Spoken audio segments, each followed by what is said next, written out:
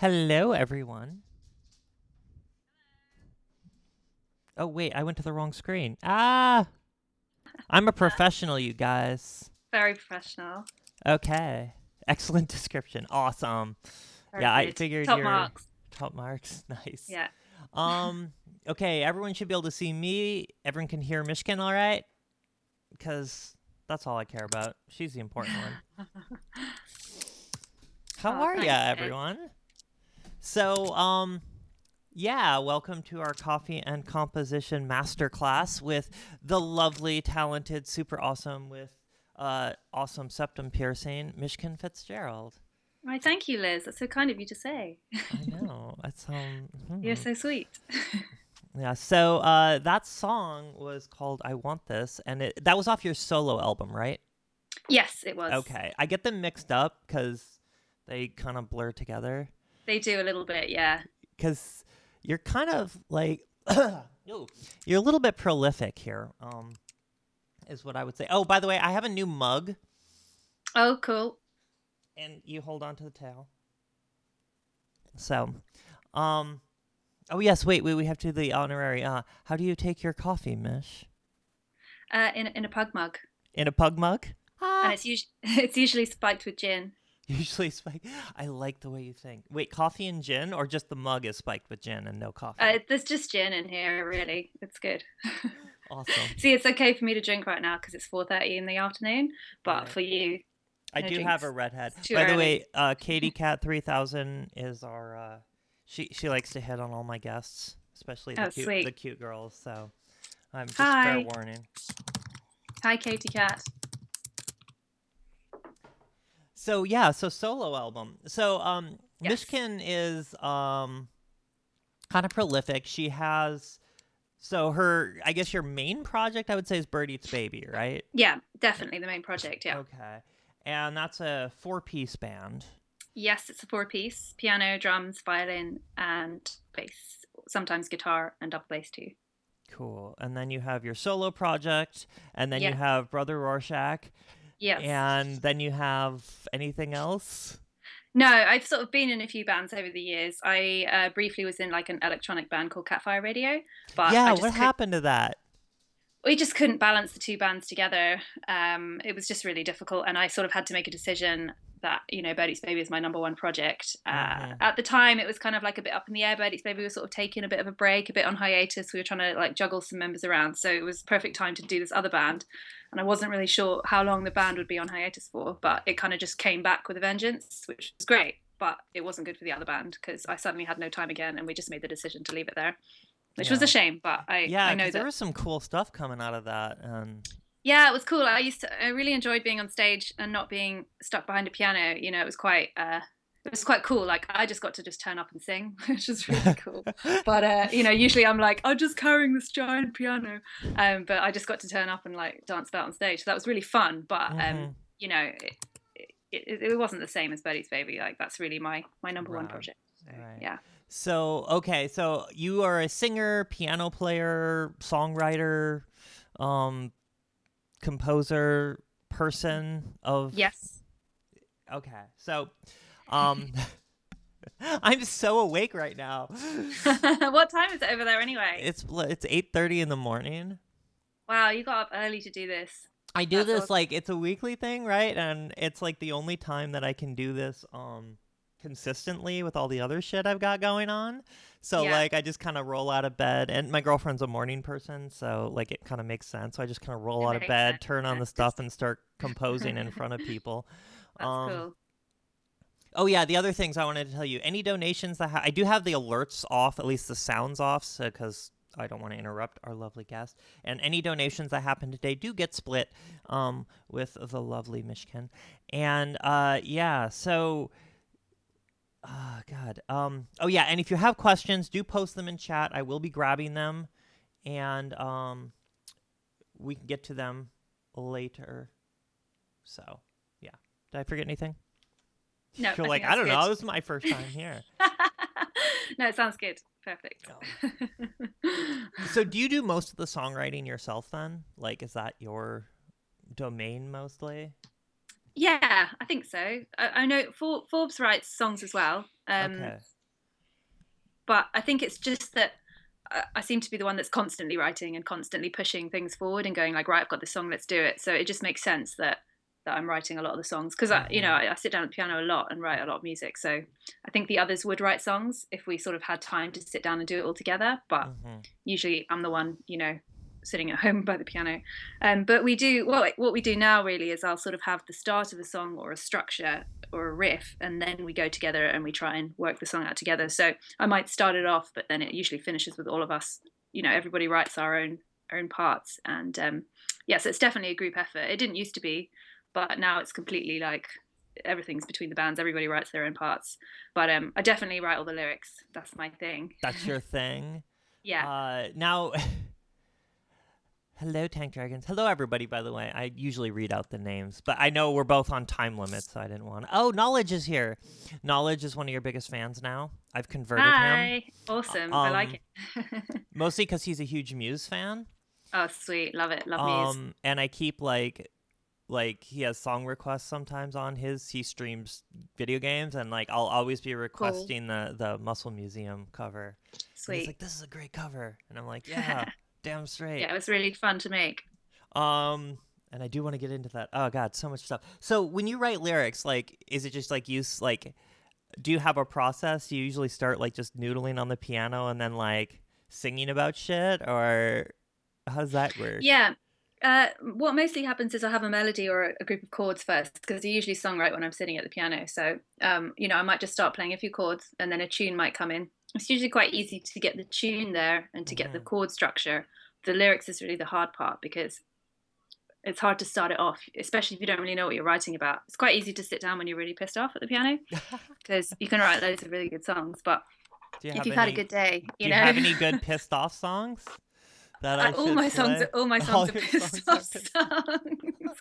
I only write when I'm really angry or depressed. So like, well, that's not true. I do write a lot of the time, but like writing lyrics is much easier when you have a subject matter, and my music all tends to be quite dark. So that's kind of what happens. But yeah, I guess like I'll get the melody there first, and then the lyrics will just start to fall around that. And once I get the first few lines and I kind of know what it's about, then I can take it from there. But starting songs is the easy part. Finishing them can take months. So Yeah, it's always the finishing. You get like two yeah, out of the three verses, and no, yeah, I guess that's a good question. Is like when you're writing, do you generally like when you start to get the chords and the melodies, do you get like a structure in mind? Like, okay, this feels like it's gonna have like three verses and choruses, or is it just kind of do free format? Like, because like when I'm writing, right, like I guess yeah, we'll usually get an idea of what our what it's about or whatever. We'll start to get some lyrics and maybe like a verse yeah. in, and then we'll be Mm-hmm, like, okay, I feel like we're gonna do like a verse chorus verse mm-hmm, thing. mm-hmm, mm-hmm. And then we can sort of fill in the parts we're missing. So I'm kind of wondering, do you do that as well, or is it just kind of like you keep writing and then all of a sudden like, oh, I'm done? um No, it's definitely very structured. Like the song has to feel like it's got exactly the right amount of time between the verse and the chorus. Like that's very important, like I don't like it when songs kind of like, it's not that if they go on too long, it's just like you just feel when it's the right amount of time Uh-huh. to move to the next place. I think Right. that's like key to songwriting, really, is knowing when to end a chorus and when to end a verse, because otherwise you can just sort of like, I don't know, go off on one. Do you know what I mean? Yeah, I have like And a I think 9-minute sometimes song on my album, so. but that's not a bad thing. Like I have long songs as well. Not that many, bear in mind. But I don't think there's anything wrong with writing something long. It's just like whether it works as a long song, or whether you're just Yeah. kind of doing the same idea. But that's why I love to like write a bit and then go back to it and then write another bit. Okay. And you every time you hear it with fresh ears, you hear new things. Yeah. Do you have like a good example I should play? Um, I have like uh, I have everything. Well, not everything. I have like all. I know I'm putting you on the spot here. Um. okay, well, all right. Love Will Bring You Nothing is a very, very well structured song. It's got exactly the right amount of verses and choruses. When it starts off, it just starts with a really minimal amount of stuff, and then it builds. Chorus is it's pretty basic, really, the structure and everything. And then Okay. the second verse is kind of slightly more intricate. There's more stuff going on.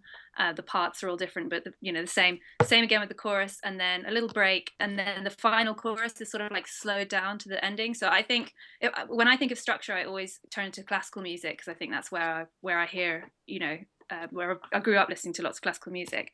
So when you hear like a Okay. symphony Yeah. or a sonata or something, it's that kind of structure. It's like the Mm-hmm. perfect amount of time to do something. So I guess that would be a song that was very, very well structured. Okay. Are you I'd like to think. classically trained then? I think you are, right? You at No, least I'm not at all. really. I'm actually self-taught. I had piano lessons for about, I don't know, a few months when I was about 9, and I absolutely hated it.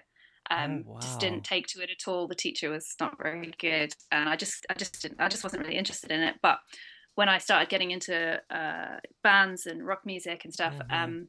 I just started messing about on the piano, really, and I learned all the chords first of all. And of course, like I grew up going to church quite a lot, so I would play the piano in church, and then I started to play all the hymns and get all the chords for that. So that's really my musical upbringing. All the classical stuff came later. I got a teacher when I left home. I got a Oh, teacher, and sort of spent 3 years really, really hardcore studying how to read interesting. music properly and filling all the gaps in my playing. Right, Um, because you do. I know you can read and write music because you kind of famously release a lot of your music as sheet music, which is yes, I do. Takes fascinating to me. ages. Yes, it does. It's so long. Like I'm writing a book of classical music right now, and it's just like killing me already. Yeah. Okay, I'm gonna play "Love Will Bring You Nothing." This is off of which album is this off of? Feast of Hammers. Feast of Hammers. So this is your second.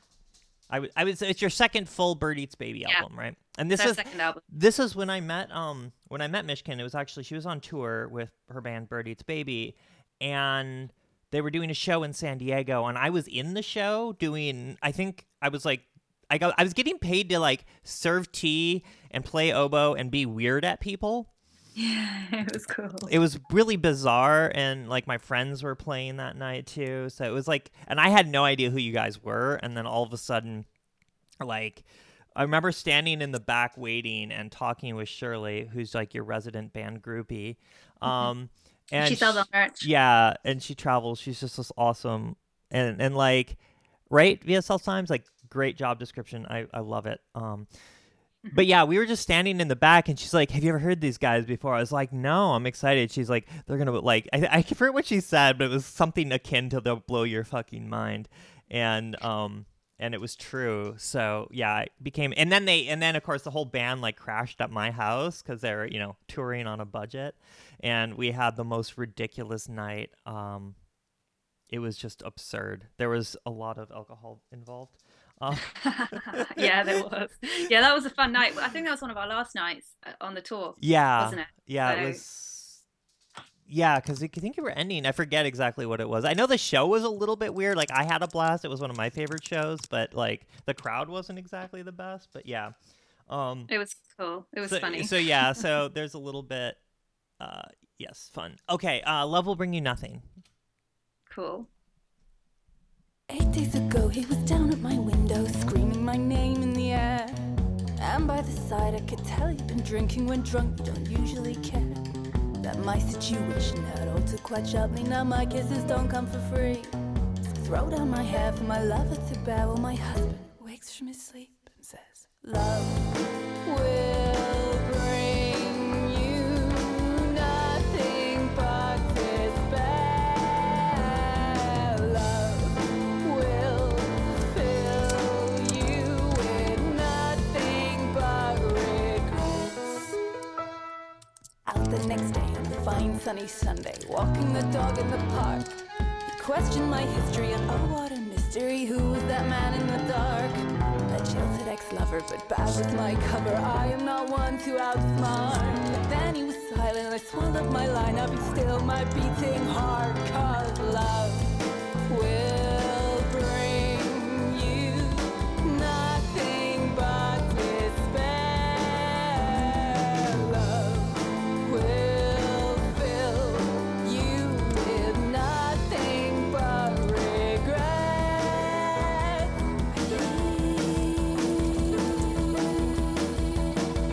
He was God to me. He was God to me.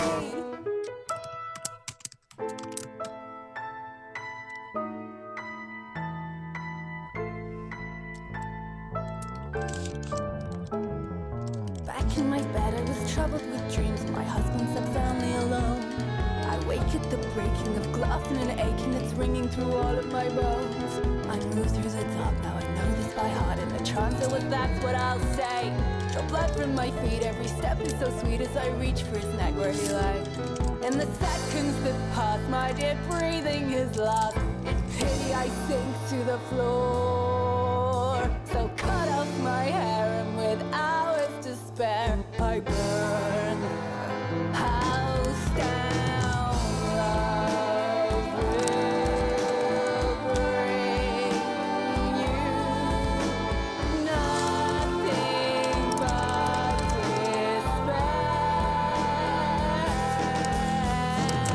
Love will fill you with nothing but regrets. But he was God to me.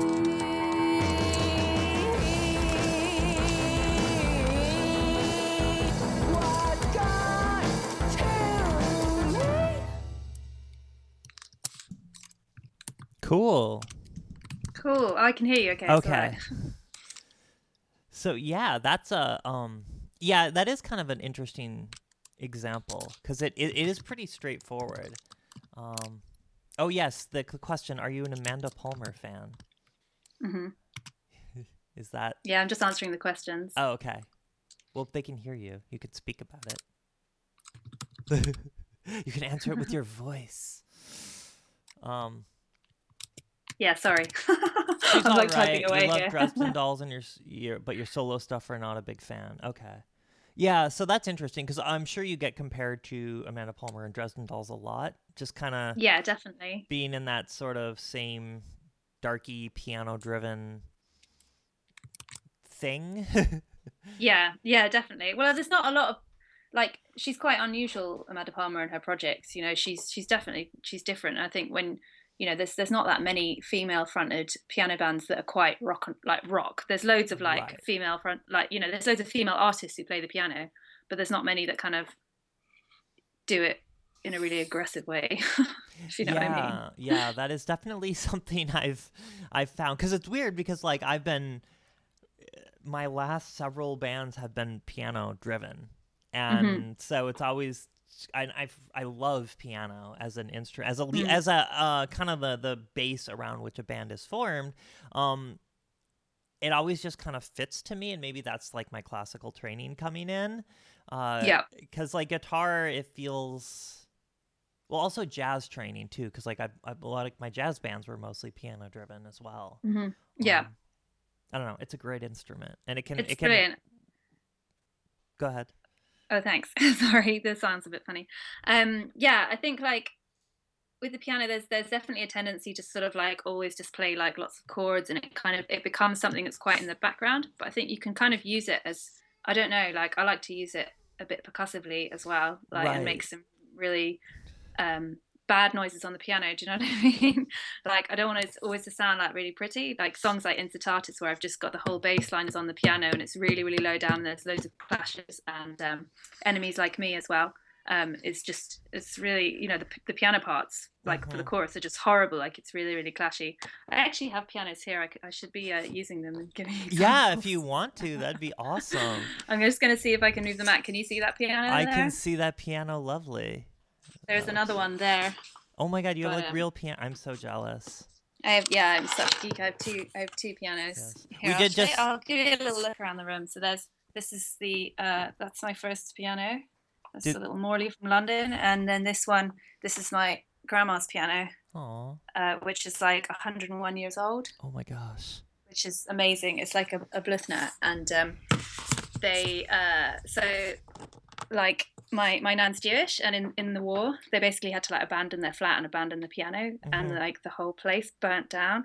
But then when they came back, the piano had survived. So it's like it survived like World War II, and then they shipped it over to England when she moved there, and now I have it. So it's a piano with a lot of history. So it's really cool. Do you record on that? Yeah, I do record on that. It depends. Like it's quite old sounding in a nice way. So for the like kind of more spooky sort of weird songs, it's really good for that. But then for the more modern sounding kind of futuristic songs, I'd go for a bit more of a modern sounding piano. But yeah, it's really cool. Do you always record with like live pianos, or do you ever do like MIDI and then samples? No way. Always live pianos. Interesting. Yeah, I mean, like if I'm doing a demo, then I might record it on a keyboard at the studio. But sure, I'll hate listening to it until it's got a real piano on it. I can't stand electric pianos. Even when I play it live, I'm like, I wish this was a real piano. Yeah. Everybody wave your tentacles for Wesley, who just donated $5 and said coffee and composition heart. Thank you. Wave your tentacles. Yes, we can do the dance. Yeah, I have the sounds turned off just so it doesn't interrupt us, but cool. This is Seffi. She's our octopus mascot. I also have a host of other octopi that I got back here. Amazing. I wish I could see you. I can't see you. You'll catch it on the stream if you okay, of course, yeah. You can watch it again. Yeah. I want to play. Okay, so since you brought up Incitatus, and I do have that queued up because also one of my favorite songs off of Feast of Hammers. By the way, I'm going to type in, if you go to, yes, I believe birdeatsbaby.co.uk has all this stuff for sale, so you can buy it. And please do support it, because these are all independently, like completely funded and independent by yourselves, right? Yeah, yeah, completely. Yeah, you have no label.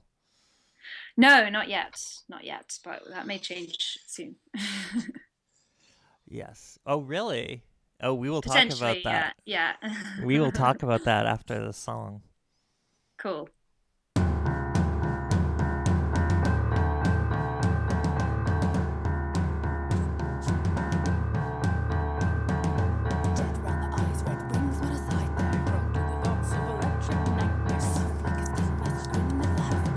You've got to go. Little fish, get away from the lobster. Quick, here they come, they're a monster. Drown if you have to, don't share the secret. Don't share it. Rich men walk through the eye of a needle. Lip on a dog that's evil. Never comes a day so quickly when you're not paying attention.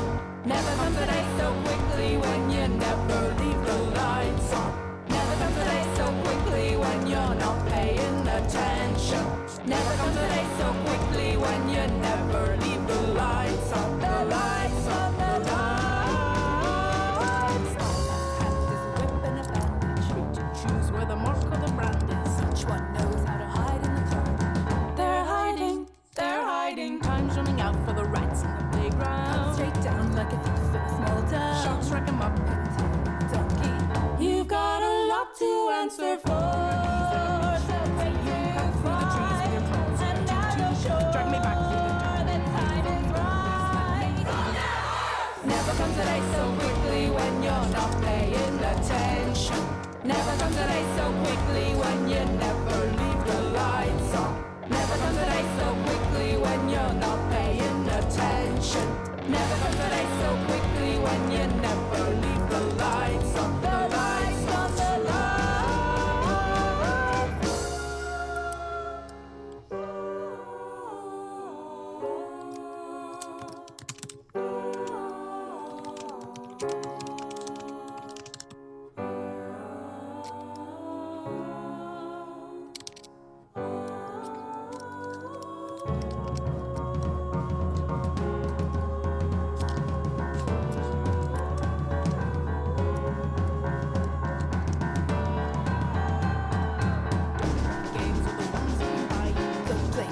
the ones you can lie to. Life seems strange when there's no one to cry to.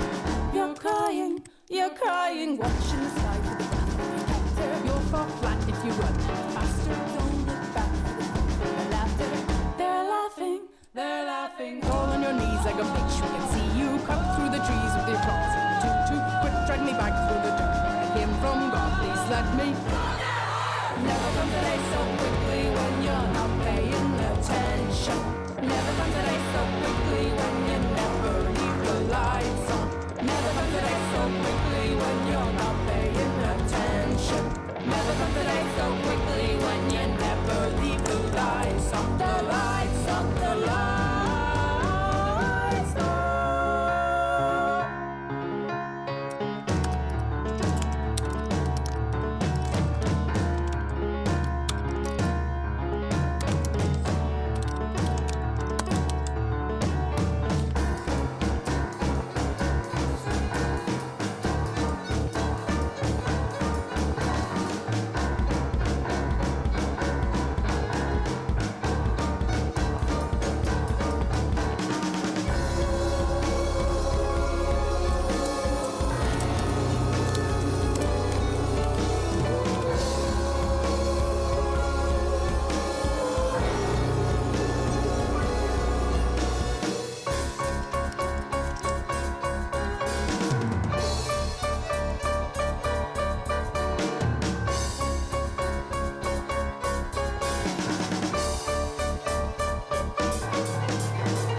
Never comes a day so quickly when you're not paying attention. Never comes a day so quickly when you never leave the lights. Never comes a day so quickly when you're not paying attention. Never comes a day so quickly when you never leave the lights on. Yes. Fuck yes. So yeah, Tony Cat brings up a good point, like theatrical sound, and that's one thing that I feel like you guys do have is like that sort of larger than life, and your videos certainly show that theatric element, which I think pairs so well with your songs. Oh, Dara's just joined the chat. Oh dear. Hello, Dara. I don't think I've ever spoken to you actually. So hello, nice to meet you. Yeah, it's a shame he wasn't at that party we had at your house. He's a laugh. I know, right? Well, there'll be times I'll make it out there to Brighton and we'll party. He's a troublemaker too. I've been wanting to get over there and just come hang out. You need to. You need to. We can play some shows. That'd be Oh amazing. fuck yeah! I'll bring my oboe. I'll do doo doo doo doo. Yeah, yeah. We can play Charlie the Stick. Charlie the Stick. Oh god. Yes. Yeah, let's not talk about that. No, we'll just put that Let's away. move swiftly on. So in Satatas, yes, that bass line. So yeah, you definitely have like, and especially with the percussion, which is mostly toms on that and low, like it's got that driving element, which is just fucking great. And then to pair that with that was Keely singing, right?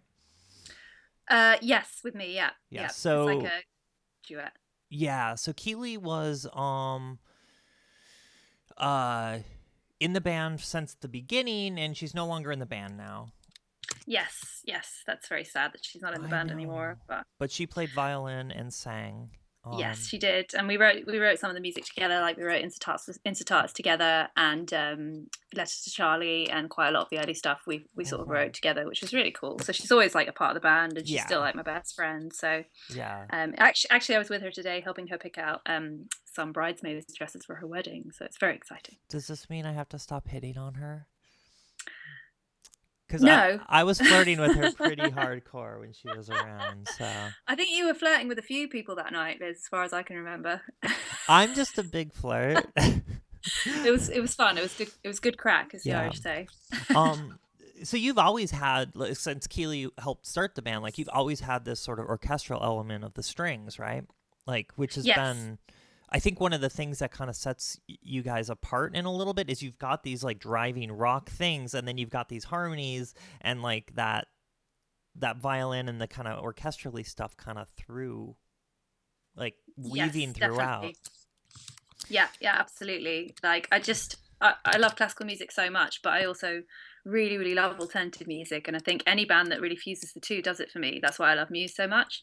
But I also like I like the musicals, I like musical theatre, some of it. So I think, anything that's got a theatrical edge to it with classical and then really heavy rock, I love it. So that's kind of what I've tried to do accidentally with the band.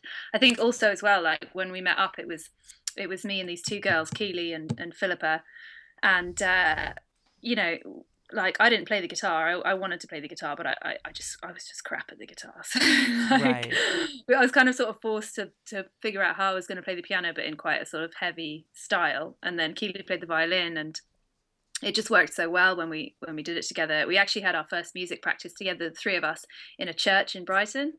It was perfect. It was fate. So I was like playing on the church piano, and Keely on the violin, and Philippa on these church drums, and we played the treble, and we just played that song, about 7 times in a row. And we were like, yeah, we're a band. And then we like played a few gigs, and we were just absolutely terrified. Like I was like hiding like this behind the piano, like, oh, no one listened to me. And then over the years, we got better. So yeah, it kind of just developed from that, and then I was sort of like, well, this is what the band is. We'll just work with what we've got, rather than trying to force it to be anything else that it wasn't. We just were like, let's go with it. It sounds cool. People like it. I mean, that's always because like for me, coming from a classical background, right? Like I started on piano way back and hated it because I didn't like my teacher. I didn't like the way it was taught. Like, I was sitting there, really boring. Figuring out, like, I was trying to figure out by ear all these like old Simon and Garfunkel songs and stuff, and then like, they were like, okay, let's play this strict classical piece, and I was like, but I like this chord better, and they're like, no, that's not what's written. So I was definitely musicking outside the lines there, and then like so getting into it, playing clarinet and oboe and stuff, and then all of a sudden I'm like, I want to be in a rock band, and I'm like, I don't play guitar, I don't play bass or drums, shit. Yeah, exactly. You know what I'm talking about. When you have a classical instrument, it's you kind of have to make it work, don't you? Like, especially if that's the main instrument in the band, like it wasn't guitar driven for like years. I mean, we're doing a lot more guitar stuff now. I've noticed that. Is that just Gary's influence or?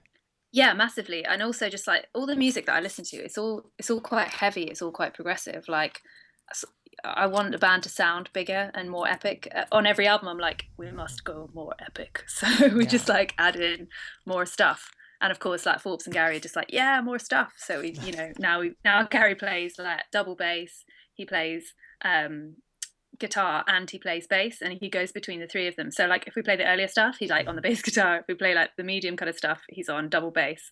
And then on the more modern stuff, he's just on guitar. So it's really cool. But yeah, we just keep adding instruments in, and it gets more complicated, but it sounds cool. Yes. Okay, so I did want to see, my brain like fractures on these. Basically, the whole show is just like tangents built on tangents. You have a lot of new music on Spotify now, Knowledge? Awesome. So Incitatas, like the other thing that really throws me about your band in a good way is like you change tempos, you change time signatures and beats, you throw in a lot of these weird like 3-against-2 patterns. And that's something that's like, well, hard. For one, but interesting. And I kind of there's like multiple parts to that, like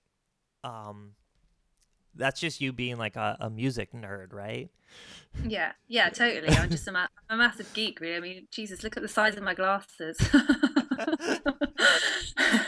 But yeah, I guess it makes it more fun to play. You know, like you see so many bands, and when you're really into music, like I must listen to music probably about 85% of my day. I'm listening to music. Do you know what I mean? So like I get really bored of the same thing. So when you're writing music, you're like, haha, here is a chance to do something really like clever. And then, you know, of course, everyone's like, your band is weird. I don't like it. Do you ever find that like you're trying too hard to be clever and not just letting the song happen? No, because if you listen to if you listen to most of the songs, they are pretty simple. There's only like 1 or 2 songs on each album where we actually do change time signatures. Do you know what I mean? Like I think Tenterhooks on the last record was completely mental, but then if you listen to any of the other songs, they're all like 4/4 or 3/4, and they don't really change massively. They just kind of go up and down in sort of instrumentation, but you know, we do try and keep it simple. I mean, that song Tenterhooks, like I wrote that with Gary. That's what happens when I write with Gary. God damn it, He Gary. listens to like progressive technical death metal like nearly all the time, so he's always like, let's do a song and really crazy time signatures. And he loves Tool, like one of his favorite bands. They're fucking awesome anyway. So yeah, we just started writing this. I was like, okay, let's do this riff, and he started out in 5/4 and then switched to 4/4 and then 6/8, and then in the middle of Tenterhooks, basically Gary was like, okay, I'm going to play in 5/4, you're going to play in 4/4, and Forbes is going to play in both those time signatures. So like poor Forbes had like a really crap job. So Forbes is the drummer and Forbes is the drummer, yeah. Producer-y person. The what producer? Yes, he's our producer as well. Yes. Yeah, he's got a small studio called Audio Beach in Brighton, which is like a lottery funded non-profit studio. It's really, really good. Yes. Oh, and it's awesome. And for those, like, the other connection is Forbes actually mastered my album. He did, yeah. I forgot about that. Which was awesome. Yeah, my band duet album, which I found because I know he had been working with you guys for a while. Yeah. As like producing, recording, mastering, doing his audio magic, and that was when you still had your previous drummer, whose name I'm blanking on right now. Kata, yes. Yeah. And then like when she left, you stole Forbes to come in as your drummer. It kind of just was made complete sense. I was like, so you're producing and writing with us, and you know, we've become really good friends. You know, I just didn't think he'd say yes because he's like the busiest person I know. He's either working or producing or writing or playing. So when I said that, but he was like, yeah, I'll join the band. That's cool. I mean, we have like identical music tastes pretty much. Just made sense. And yeah, it's really cool. I'm super happy he's in the band. It's really good.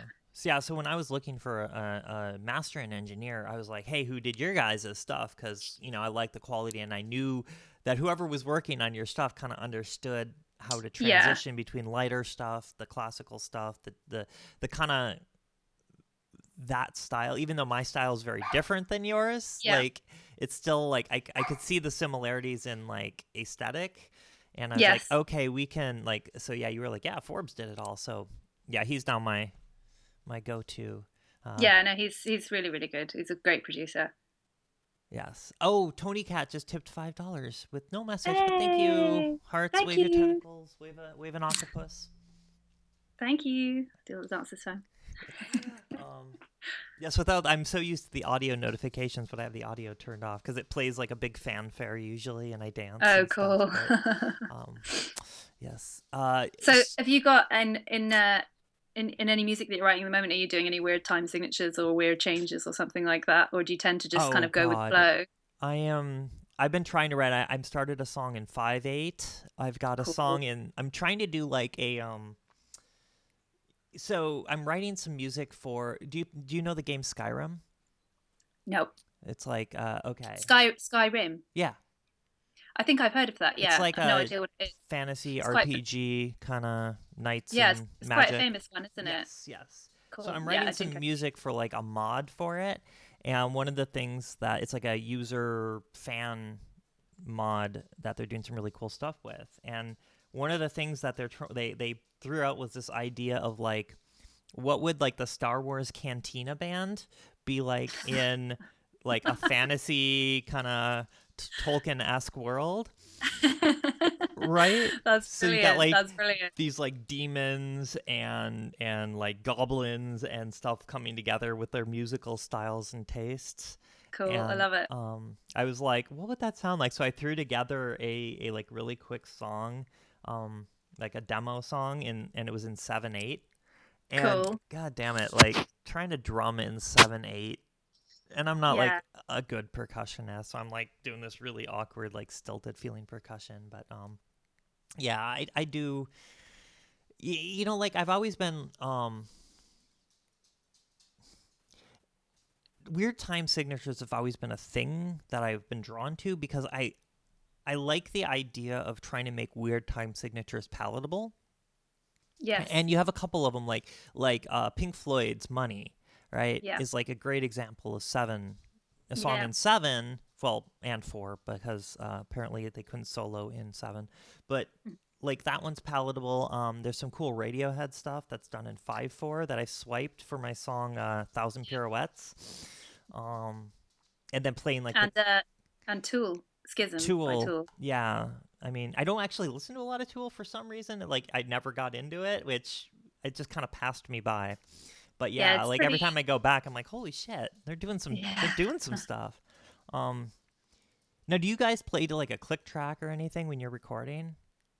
When we record, we play to a click. Yeah, definitely. Because that way, if we play it live and we want to include any of the sounds or the backing tracks or the synthesizers that we use, then we play them, so we all have head pieces in as well, which is a fairly new thing. We started that, well, I say fairly new, I mean we started that like 2 years ago, but that's, yeah, I haven't it seen took you a guys while live to sort of in make a it while, work so. and everything.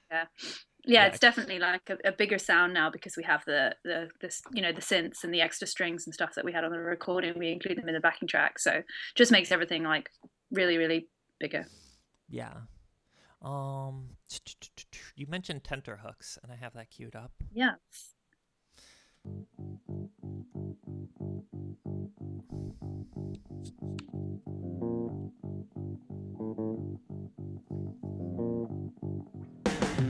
Waste my time and suffer this weight of envy, weekend bliss, all strung out under these eyes, captive by my own device.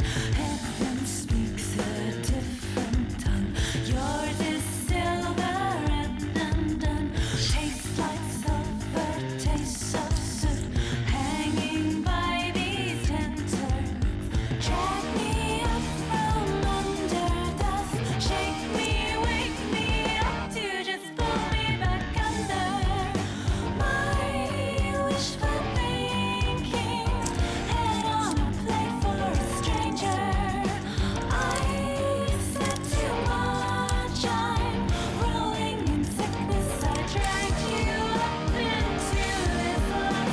We must face the dark. You can't see the woods for the trees. You can't see the woods for the trees. The bitch was all over me. You got me hanging by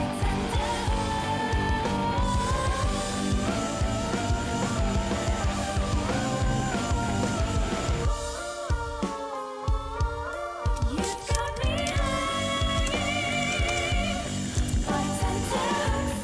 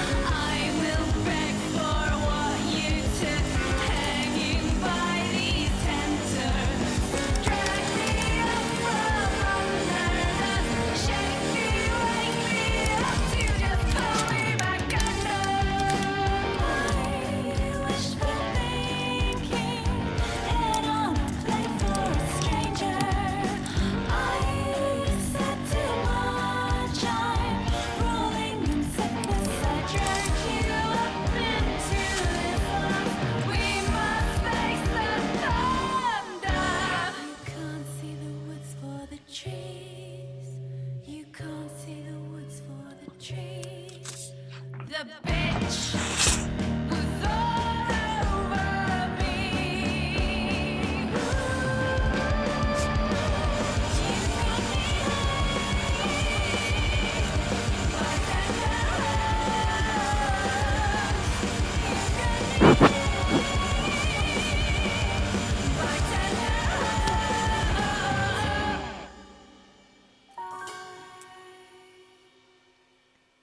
Do you just sing "die" at the end?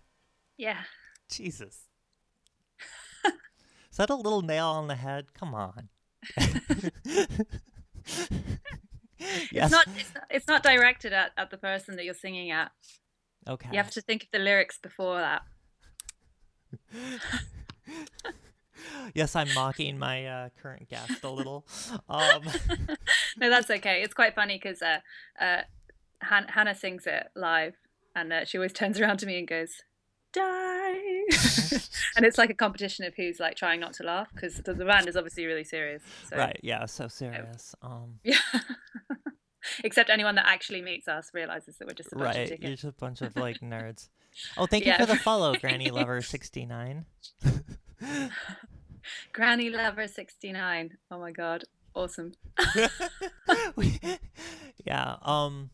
Yes, Lindsay Sterling, she kind of had this thing where she did this like dubstep violin piece. And it was like I think and I she was have heard of dancing. this, yeah. And she became she's like kind of blown up a lot. Yeah. So yeah, and so the question was, do you feel like artists like that and other people that are kind of doing more with like violins and stuff have made it easier for bands like you to break into the mainstream? Okay. Do you feel like you've broken into the mainstream? We're all over the mainstream. I mean, like, God, we're so mainstream. It's unreal. Like, I mean, do you not like hear us or do you not see us on MTV? Is that still a thing anyway? Does Does MTV still exist? I think you're on a reality show there. Yeah, we've got our own reality show. It's called The Adventures of the Baby Eating Birds. Yeah. Yeah, I it's think really I good. saw that. I have it on my TiVo. But that is interesting. We actually have just finished making our own documentary. Really? Yeah, it's like a full like hour long. It took me so long to edit a documentary. It's like what goes on behind the scenes. You don't have footage from that night, do you? Huh? You don't have footage from the night you spent with me, do you? No. I think we had some footage of that, but it hasn't gone on this documentary. It's like this lineup as it is. Mm-hmm. So yeah. Hi, Stuart. Sorry, somebody I know just joined the thread, so I'm just saying hello. Oh, hello, Stuart. Who's Stuart? Hello, Stuart. Stuart Godbolt. Isn't that the coolest surname you ever heard in your whole life? Hello, the Godbolt. Welcome. The Godbolt, yeah. Yes. Pretty cool. For those of you who are new, and it sounds like so every month I do a masterclass where I bring in a guest and we talk about what they do, usually music related, sometimes video game related. I try to get people from all over the spectrum of arts and creative stuff around kind of composition. And then on the other days, every Saturday that's not a masterclass, I live compose soundtrack music and talk about stuff. So, I don't know, like music in general, theory, chord structure, songwriting. I don't know, I talk about that as I'm doing it. So that's kind of what this channel's about. And today, of course, we have Mishkin Fitzgerald of Birdeatsbaby and Brother Rorschach. And yes, videos. So that's... you guys have been doing a lot of videos, and I know your Patreon is huge because I'm a Patreon supporter, and you guys are always throwing out videos and weird stuff up there. Yeah. And that's kind of been a new thing. Yes. Because like when I first got into it, it was definitely kind of old model of we put out an album, we're touring, we do a video, we fund it on our own. And now you kind of have like a monthly thing with Patreon that's like videos and songs and duets and stuff. So yeah, it's cool. Yeah, we've been doing that about 6 months, I think. We've probably released maybe 4 or 5 things, maybe more than that. It's really good. It's kind of new to me. I feel like we haven't quite seen its potential yet because we sort of joined it between records. We're making another record this year, so we'll definitely be using Patreon to sort of fund part of that, and we'll be releasing all the tracks early to the fans on that. So yeah, it's absolutely brilliant. I mean, Oh, thanks, Liz. Just shared the link. Of course. But it's really nice. Like it's so fun to be able to like share stuff with people a bit early. Like what we're doing right now is kind of just everything that we make and everything that we do. We just kind of stick it up there behind the scenes so that those people that are really like invested in the band get to see what we're doing. So it's really cool. Like I'm recording a solo record in 2 weeks with Forbes over the What? course of like 3 weeks. So I'll be streaming all of that to the patrons on that. So that should be really exciting. But yeah, it's great. I think it's a really good thing. I'm looking forward to seeing how it all turns out with Patreon. But it's really really cool. Yeah, it's definitely a thing. 'Cause like I'm doing the Patreon, and it's like, what? Yes. Like I don't know. Like it seems to be working pretty well. At least like, but it's definitely a new model that I think we're still figuring out. Yeah. Yeah, So, definitely. I think the app's just come out, hasn't it? yes. Which is kind of nice. But that is something like I was kind of curious about is because you'd mentioned that like you are maybe looking at getting signed by an actual label. Is that potentially in the works? What can you Yes, that's share? potentially in the works, but I can't say anything. I Okay. can say that it's probably going to happen, but the thing is, like, when people say, like, I'm getting signed with the label, like, it doesn't really mean the same thing that Right. it did before. For us, like, we've had, a few offers on, from a couple of labels or whatever, that independent, great labels, but when we really looked at it, we saw that everything that they could do for us, we could already do for ourselves and not have Right. to pay them to do it. You know what I mean? Or give away our music, which is, I think sometimes like the label, it can be like with the independent labels, it sort of works for quite new artists that need to get broken and promoted. Whereas with us, we're sort of getting there by ourselves, which is really nice. But I think this label is sort of the right label for us. So, Good. and I think they're going to be able to help us get our music out to a lot more people than we're already currently doing, and hopefully double or triple our fan base, which is what we really need to do to make an actual living out of it. So so yeah, I think over the next few months we'll see, but I can't really say anything more than that, I'm afraid. Okay. Well, keep us up to date, and we'll definitely like. Yeah, obviously, we will. I'm hugely invested in you guys for some weird reason, and no, like I always like, and this is something like the people I tend to bring on and attach to, like they're people who are doing awesome stuff, and I'm like, I just want you to succeed. Like, I Yeah. just like you deserve to win. Thanks, So, Liz. that's Definitely. awesome, and if it works for you, Yeah. and that'll be interesting. Like, I'm maybe after, if that happens afterwards, we can kind of have you back and you can talk through like how that all works out with the Patreon and the Yeah. like, I think the thing is, like, we're not gonna lose anything that everything creatively and everything that we're doing on a management level is still ours. So really, it's only going to be a good thing if it happens. Awesome. Which is perfect. That's kind of exactly what we want. We don't want to be taken over by anyone. Like, we know what we're doing. We want to keep all our creative rights, and that's still going to be a thing. We'd never go with a label if they asked us to change who we were or change the direction that we're going in. So, I think that's kind of how labels are working a bit more now. Which it's is not so kind of controlling. Well, I which think is they're really starting nice. to realize that there's so many other options for going it alone, that like artists are starting to realize like, well, I don't need you to get my music, to at least make music and to get it out there, with things like Bandcamp and stuff.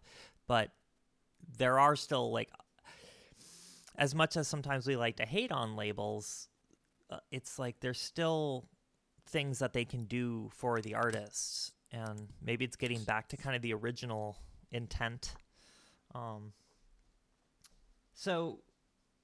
But that does bring me into something I've wanted to. I have like some notes of things that I've been like, I'm curious to talk to you about, because I haven't actually spoken to you much since that fateful night. But no, like, so you have like your solo stuff and Brother Rorschach, and like Birdeatsbaby itself has a pretty strong identity in this sort of dark gothy thing, and like do you find that that's like it feels like the solo stuff is kind of the stuff that you write that didn't really fit in Birdeatsbaby? Is that true? Yeah, that's exactly true. I sort of like, I don't really sort of split my songwriting up. It kind of just each song just happens as it happens, and whether it fits in or not is kind of irrelevant. I don't sit down and be like, right now I'm going to write a Mishkin Fitzgerald song. Right now I'm going to write a Birdeatsbaby one. But I think the direction the Birdeatsbaby is going in now is we're sort of getting heavier and more rocky, you know, and louder with more layers. Like I don't want to write so many slow songs. I like the kind of upbeat ones that when we play live, everybody's really going for it. It's just, I think, is working better for the direction that we're going in. So I've kind of got all these sort of slow, sadder songs, or kind of quite experimental ones that just would only work as a solo person. Do you know what I mean? So absolutely, I'm kind of keeping them for my solo work because, you know, I like the songs that I'm writing with that. I just don't want to sort of put it on Birdeatsbaby because I think otherwise it can be a bit confused sometimes. So but yeah, it was quite funny. One of my friends summed it up. They were like, oh, so the Mishkin Fitzgerald songs are sad and the Birdeatsbaby ones are angry. Cool, got it. Like, that sounds pretty accurate. Yeah, it was very accurate. I was like, that's pretty much the two emotions that come out of my music. You're so angry. It was really which funny. is funny because like you're such like a sweet kind of upbeat bubbly person in person. And yeah, it's because I get all the bad emotion out when I'm songwriting, so then the rest of the time I'm like, ooh. So we don't have too much time because I know you have to go. I have family in town that I'm going to be going to breakfast with. No worries. But I did want to at least do some Brother Rorschach stuff. Do you have a specific song? I have the whole album up, so oh, good question. I don't know. My favorite on the album is Crystal Heart, but I'm not sure if that's like it's an EP, I guess. Yeah, I like that. I really like that one actually. Yeah. All right, yeah, fuck it. That. Fuck it. Let's stick it on. Fuck it, we'll do it live. Oh wait, we need to do this command before somebody does it. We'll do it live. Fuck it. There's I don't know if you can hear that, but yeah, it says like I think it's Bill O'Reilly doing we'll do it live. Fuck it. Oh god. Yes. All right. This is Crystal Heart off of Brother Rorschach's debut EP.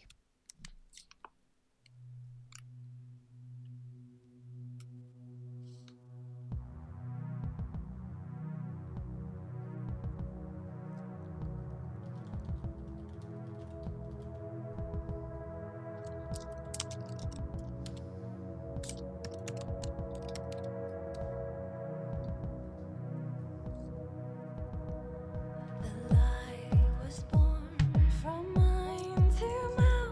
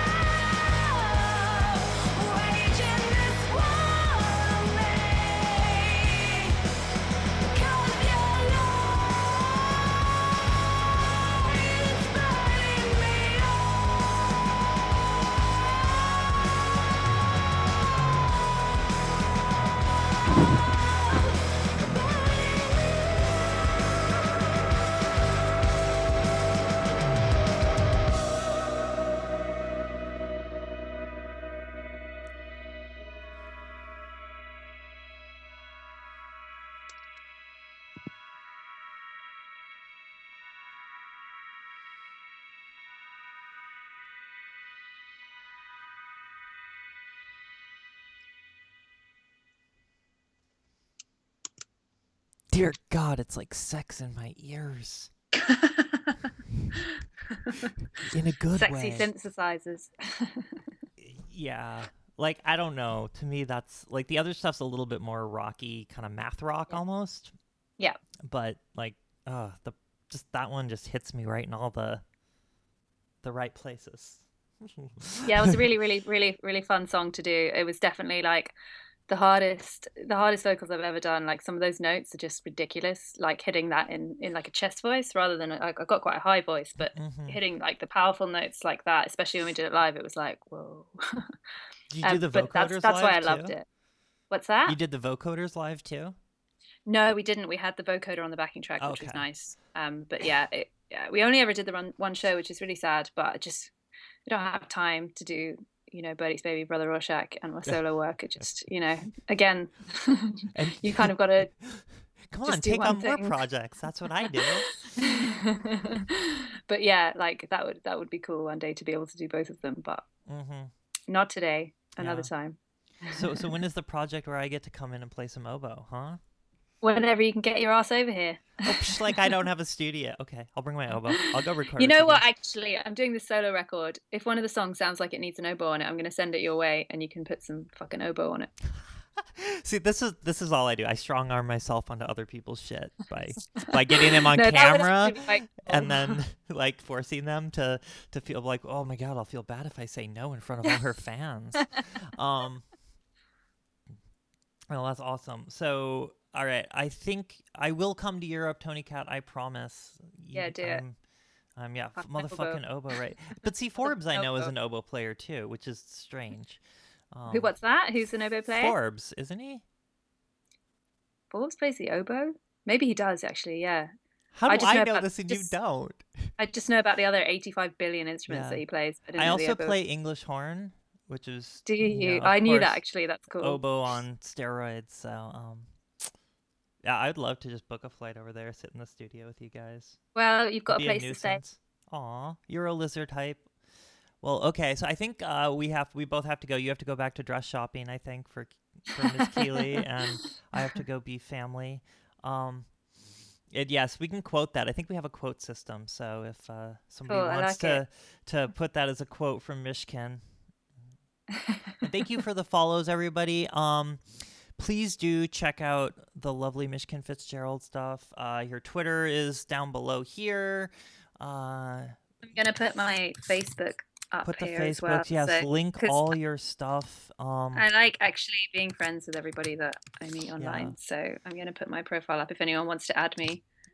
Yes, go for it. And thank you so much for being here. I feel like we could continue to talk. Like we got through, like I've still got like a bazillion songs. I was like, oh, I'd like to talk to her about this one and this one. Like him. I have like we never even gotten into all the religious shit. Oh yeah, because that's probably like, for the best.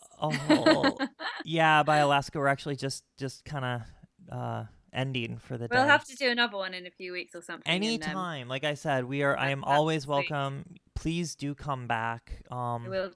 Maybe next time we've got some singles coming out. We've got 2 new singles coming out at the end of April that are really like a big step forward for us musically and otherwise. So I'd love to stream them on here if anyone wants to listen. Oh, that'd be awesome. And if you want to, like, how about play... we do it sometime in April or something, and we can play the new songs, and I can talk to you about anything else you want. Oh yes, I would love to. Please do support the Patreon. Like I said, these guys so far have been going it alone. You've been together for like what, 7 years? The band's been going, something like that. More coming up to 8 years now. I guess yeah. Right. And it's totally a labor of love. You can hear all the stuff that they've been putting into their music, and they're lovely people. Like I know we just talked to Mish, but I've met most of the band through various things, and they're just some of the most amazing people and creative people and fun. It's all right. You don't have to lie, Liz. Honestly. No, I've met a lot of asshole musicians. You have met us. I know, but you're like the good kind of assholes. We chased you around the house with a stick. Yeah. But it was like, seriously, one of the best concerts. But it was fun. It was. So thank you. We will have you back now. Let's shoot for April. And Benighted just donated Leet. $13.33 and said Thank beep you. beep. So thank you, benighted. Yes, and we will be splitting the donations with Mishkin, and we will have you back for sure. And thank you so much. I'm gonna throw you guys over. I think Geek Girly Gaming is streaming, so I'll throw you guys over there. I might be back later today to do composition stream after I deal with family obligations. So thank you, hearts. Bye, everyone. Bye.